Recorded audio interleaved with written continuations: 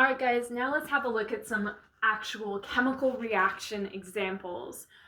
Chemical reactions can happen all around us all the time, and it's important to know a little bit more about what is the difference between changing states of matter versus a chemical reaction. Now, like I was saying before, changing states of matter usually can be reversed. It can be undone. You can make changes to the thing to make it go back to the way it was. Kind of like, let's say, if we have an ice cube, if we add a bit of heat to it, we can make it go back to water. Chemical reactions are a bit more complicated. They are usually irreversible, meaning once you've done the change, you can't go back from it. So let's look at some examples here today. The first one, I want you to imagine Jesper has a banana. A banana is an example of food. And well, bananas are full of a special element called potassium, which is really good for us. Now, if Jesper leaves his banana out for a long period of time, it's going to come in contact with lots of oxygen or lots of other bacteria that are in the air. Now, when this happens, it creates a chemical reaction. Jesper's banana is not going to stay a perfect banana forever. Over time, it's going to start to have chemical reactions happen to it. It's going to start to change from being exposed to different levels of gases, and also the sugar levels are going to change inside of it as well.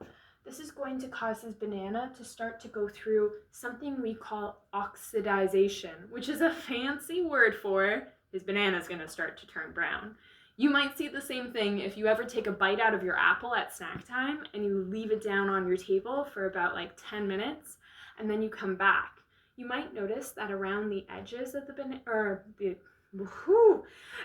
the edges of the apple, you might start to notice it going a little bit brown. That's an example of oxidization, which is a chemical reaction.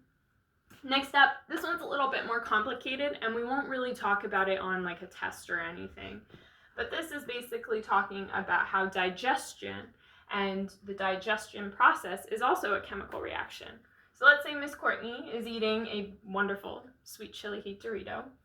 Once that Dorito goes into my body and it goes through my stomach acid and my small and large intestine, it changes. It doesn't stay the same Dorito as it once was. It goes through all sorts of chemical changes, going through the acid that's in my stomach, and it gets broken down. The nutrients then from the food get sucked up into my body. Once we do that, there's no way of going back and making that Dorito the same Dorito that I just ate. Sure, I can go and buy a new bag of Doritos, but once I eat that Dorito, I can't reach down into my stomach and pull it out. It's gone through a chemical change, or a chemical reaction, excuse me. Last up, I want you to imagine if you had a frying pan. A frying pan is made out of the material metal. Now, metal, usually over time, if it's combined with two substances, will start to make a new substance. And this is called rust. So if you have a metal frying pan, especially if it has iron in it, iron is yarn in Swedish. It's a really solid metal.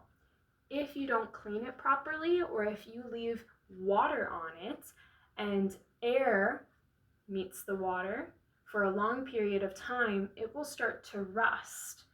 Rust can be found and it can actually eat away at the actual metal.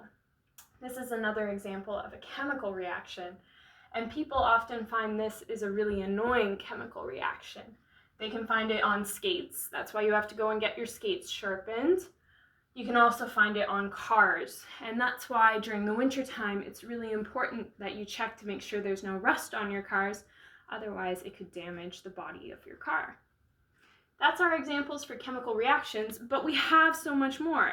Think of anything, and chances are it could possibly be a chemical reaction. Fireworks is a chemical reaction. Baking a cake is also a chemical reaction. I hope these explanations and these examples have helped you understand a little bit more about what a chemical reaction is. Remember, usually it's irreversible, so it can't be undone.